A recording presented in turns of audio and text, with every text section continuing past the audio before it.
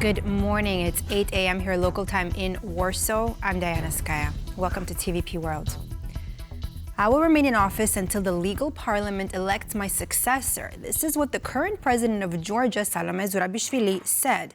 Now, today's election of a new president caused many Georgians to take to the streets to continue demonstrating their commitment to European values. Our correspondent Don Arleth reports from Tbilisi. Day 17 of the protests here in Tbilisi continue, although the numbers have fallen quite a bit. Now, earlier today, the new electoral commission set up by Georgia Dream voted in a new president, Mikheil Kavelashvili, with 224 votes out of 300. This is the only candidate that they put up in this new electoral college that was set up by Georgia Dream. Now, President Zurabishvili saying she maintains that her office is the only democratic institution left here in the country, and she also maintains that she is not stepping down. Whether that's going to be true or not, we'll see in the days ahead as her term ends next week. Now, as far as the protests go, like I said, the numbers have died down quite a bit. Today, there was supposed to be a lighting ceremony of the Christmas tree in front of Parliament. However, a large police presence and a lot of demonstrators in front of that tree actually made authorities and the mayor of Tbilisi cancel that unveiling or lighting of the Christmas tree. But as we look at the dwindling numbers here on a Saturday night, we'll have to see if the protests continue in the numbers that we've seen over the last few weeks. Reporting from Tbilisi, Don Arleth, TVP World. Protests in Georgia have not subsided after the Electoral College appointed Mikheil Kavelashvili president in a widely disputed vote. Now, TVP World spoke to GOK's chairman, Victor Kipiani, who claimed that Kavelashvili's presidency will plunge the country deeper into anti-West rhetoric and further away from the European Union. Important indicators of his future signature as the president of Georgia that he has been the member of quite anti-Western parliamentary fraction, and we all remember Mr. Kavelashvili by his by toxic language, and not just politically wise, but in terms of his vocabulary. So obviously that policy line, if that could be called at all, the policy line would be continued since while he would be acting as a president.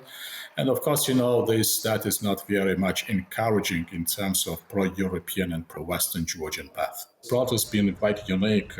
These protests are not, to start with, this protest is not just focused in the capital, but it's a nationwide protest, as I'm saying, you know, it's all of nation's efforts to challenge the wrongs with the recent elections and to right those wrongs.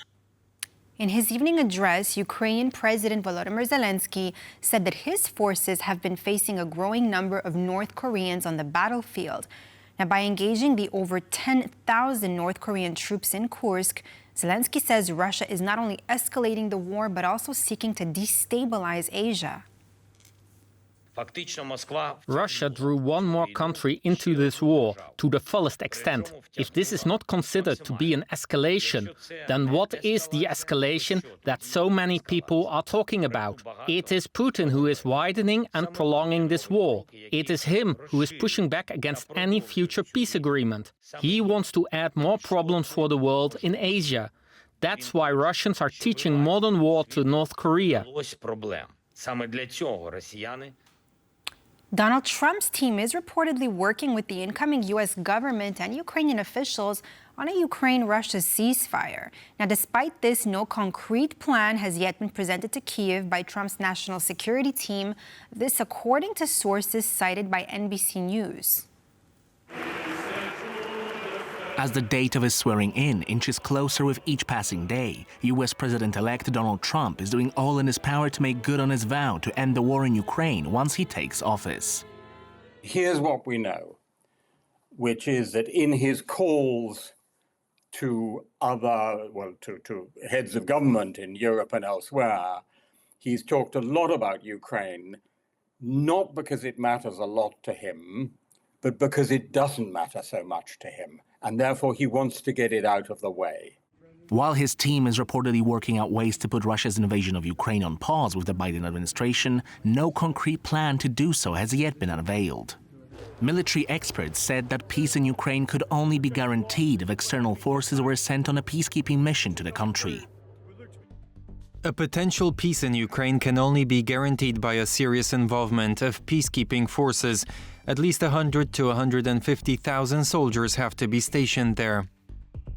Meanwhile, the government in Washington has announced another military aid package for Ukraine, worth approximately $500 million, consisting of mainly ammunition.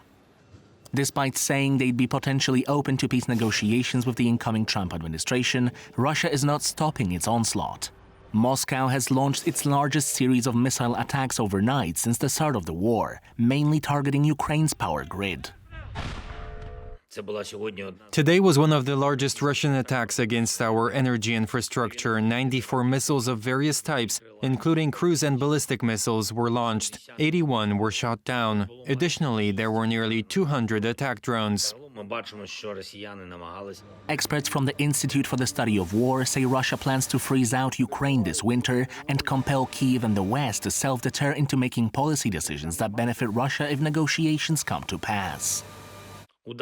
The attack occurred just as the cold weather set in. This is a deliberate, cynical Russian terror aimed directly at people. Missile and drone strikes aren't all, however, as Russian forces keep gaining ground in Ukraine's east. The latest reports say that Moscow's troops have advanced near Pokrovsk and Vuhledar. Despite the poor outlook, Ukraine keeps striking back at Russia as they await further military aid. Ukraine's operations against Russia's military airfields, air defense systems, and fuel depots are said to have decreased Russian air operations and glide bomb strikes against Kyiv's positions. In an attempt at securing more military aid to his country, President Volodymyr Zelenskyy will also travel to Brussels next week to meet with the leaders of the EU and NATO, as Europe could soon become the primary supplier of arms and ammunition to Kyiv if Donald Trump's administration loses interest in supporting Ukraine. Moving on now to the Middle East, as the dust begins to settle in Syria after the downfall of the dictatorship of Bashar Al-Assad, the scale of his crimes the regime committed against the Syrian people is beginning to be uncovered. Now, our correspondent Oz Chatterjee is there, and he brings us this report from the site of a freshly discovered mass grave on the outskirts of Damascus. We are at the scene of a mass grave just outside of the Syrian capital city of Damascus, in the northern outskirts, in a place called Adra.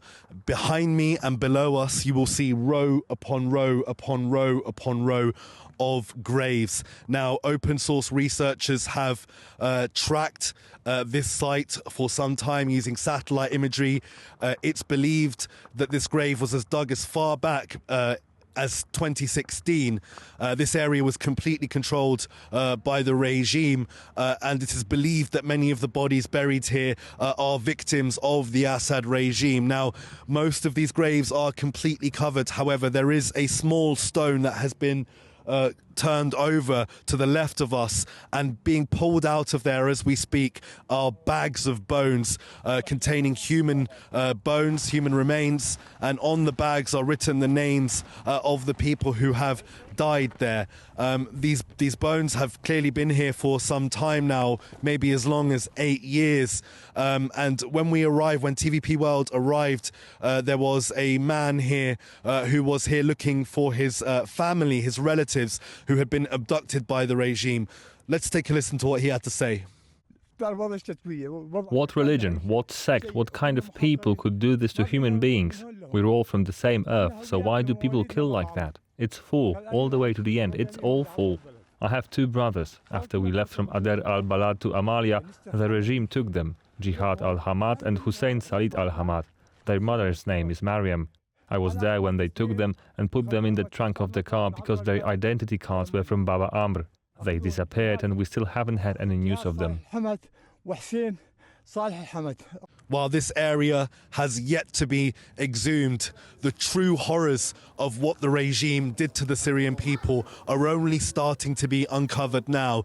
And in places like this, the reality of the regime's detention, torture and execution facilities is becoming laid bare for the entire world to see. Zoz Kataji reporting from Damascus for TVP World. Now, staying on Syria, the U.S. has opened a dialogue with the main groups of the coalition that ousted Syrian dictator Bashar Al-Assad. Now, Washington laid out the conditions for continued U.S. support and asked for help in the ongoing search for an American journalist who has been missing for over a decade. Today, the United States and our partners in the region have agreed on a set of shared principles to guide our support for Syria and its people going forward. America and our partners have an important stake in helping the Syrian people chart this new path. We know that what happens inside of Syria can have powerful consequences well beyond its borders, from mass displacement to terrorism. And we know that we can't underestimate the challenges of this moment and in the weeks and months ahead. The South Korean president was impeached today following 11 days of nationwide protests after his failed attempt to introduce martial law plunged the country into chaos. Now, his duties will be taken over by the country's prime minister. Our correspondent Gabriela Fesnak has the latest from Seoul. South Korean President Yoon Suk-yeol has just been impeached. The motion to impeach the president has passed with 204 lawmakers voting to impeach the president. Now, as you can hear, there is a lot of cheer on the streets and people are genuinely happy that the horrible ordeal has finally ended. The Korean government made it very difficult for people to get to these protests, as most train stations anywhere near the National Assembly are currently closed, so the majority of the people had to make their way on foot. Now that the president has been impeached, the new elections will have to take place in less than 60 days. But for now, everyone is just celebrating. For TVP World, Gabriela Fesnak. The European Union is planning new initiatives concerning submerged data cable safety. Now, the ideas of these initiatives were shared by the EU's new Executive Vice President for Tech Sovereignty, Security and Democracy in a recent interview on Finnish television.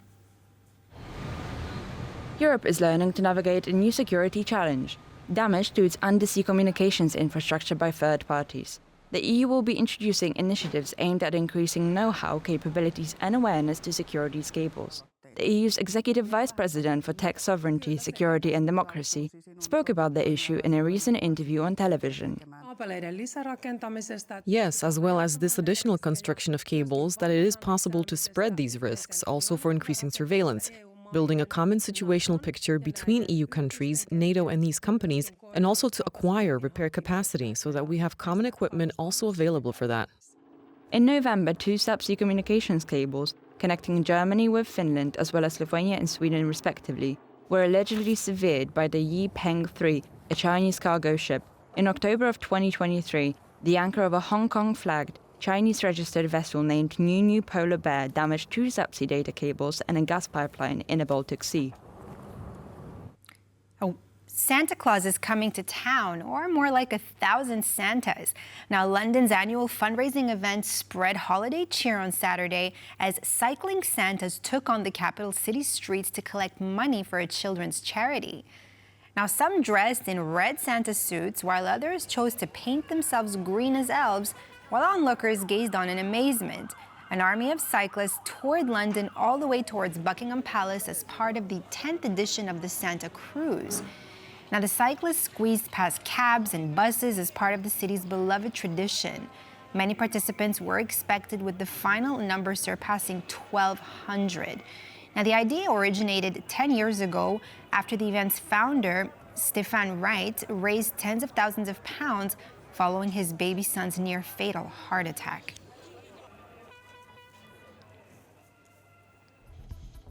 And that's all for this edition of World News here on TVP World. But don't go away, as up next we have an interview on the situation unfolding in Georgia on World Talks. Stay tuned.